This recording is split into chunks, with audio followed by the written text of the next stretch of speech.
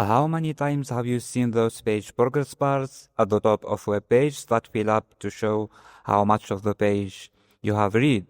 They are used a lot in blogs, landing page, and storytelling websites.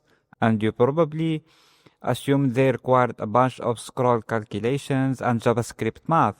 But with GSAP ScrollTrigger, it's actually surprisingly simple. Today, I will show you how to build one in a minute. In our HTML, nothing fancy here. We just need a progress bar and some scrollable content, and we wrap everything inside the page container because this will define the scroll height. So GSAP knows when the animation starts and ends.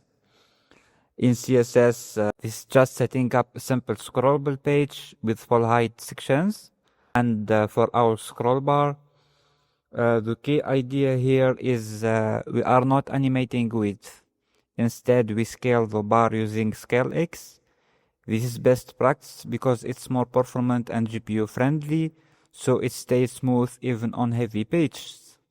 Now the magic part, ScrollTrigger. We are using page container as the trigger, that basically represents the whole page height. So star top. Animation starts when the top of the page hits the top of the viewport, and end bottom. That means animation ends when the bottom of the page reaches the bottom. And scrub through connects the scroll position directly to the animation, so instead of playing the animation, it follows your scroll perfectly, and that's it. ScrollTrigger automatically maps scroll progress to animation progress.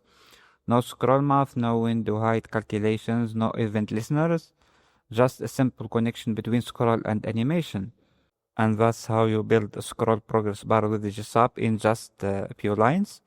If you are learning GSAP or creative front-end development, consider subscribing. I post weekly tutorials like this. See you in the next one.